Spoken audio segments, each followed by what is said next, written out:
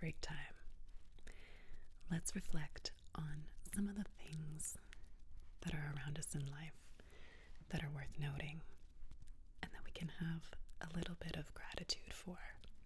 It's to help orient us to some of the things that are going well in life, not to detract from the things that are difficult and challenging, but to practice our minds at recognizing and appreciating the things that are going well.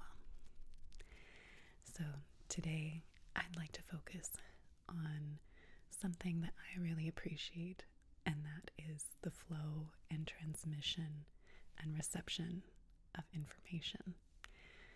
And I know that it's something I can take for granted and something that influences my life immensely, and hopefully it has influenced your life in a positive way as well. So, firstly, is it all right if I reach out to you? In this moment, as I'm reaching out to you, I am acting on a type of information transmission. I am showing you a form of affection, and this is a type of communication. So, from the very beginning, our way of communicating with each other, if you think on the most basic level, can be with gestures, with body language, with touch, and with sounds, vocal sounds. Things that we can do to alert each other, to get our attention, and to show what we're feeling internally. We've learned how to make gestures like stop or please come in, come here.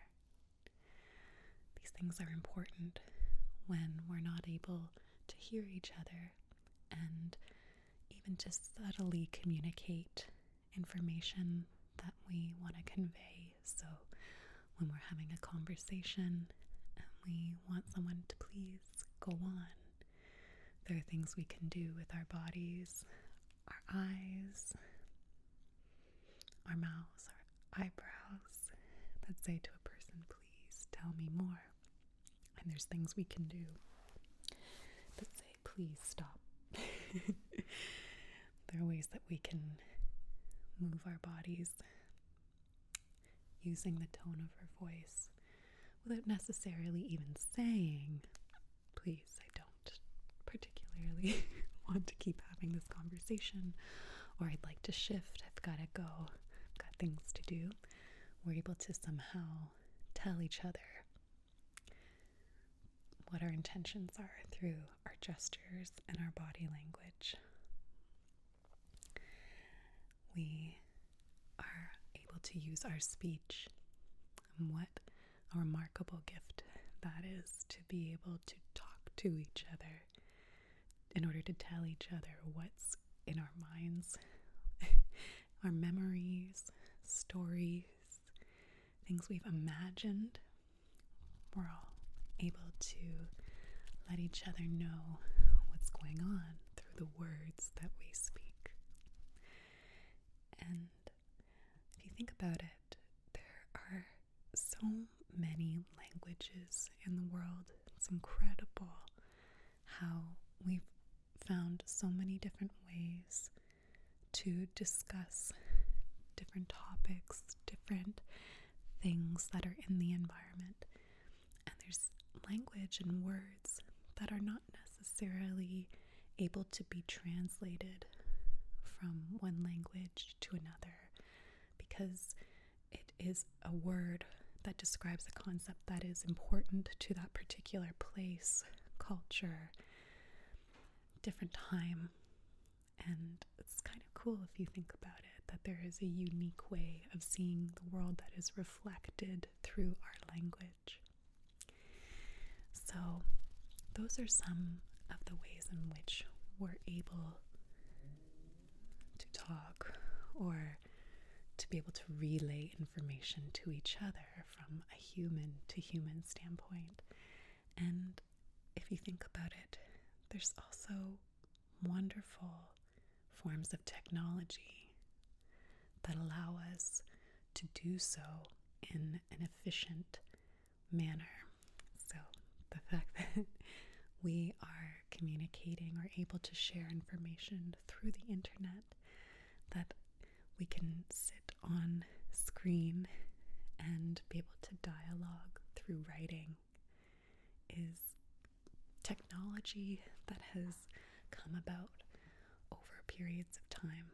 And I imagine that we started writing in the very beginning in different ways, and that it wouldn't necessarily be common for everyone to be able to see written word.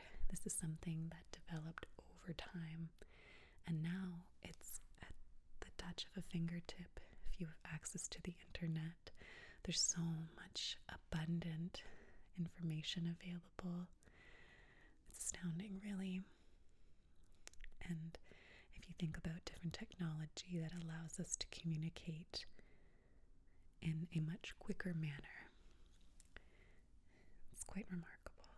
So imagine once writing was a popular way of transmitting information. It might take a while for one place to receive a message from another place, probably have to be transported physically in some way. Imagine sending a letter, which, by the way, is not always a bad thing. It can be quite lovely to receive a letter in present day, even though there are more efficient ways of communicating. There's something very touching and heartwarming in receiving a heartfelt letter from someone that we care about. At least that's what I feel. So we've gone from transportation, in a sense physical transportation, where a human would have to transport written word to another location. And then we have the telephone or telegraph, being able to send information in a different way in a matter of seconds. We can pick up the phone and talk to each other. And now we have internet communication. We can turn on a camera.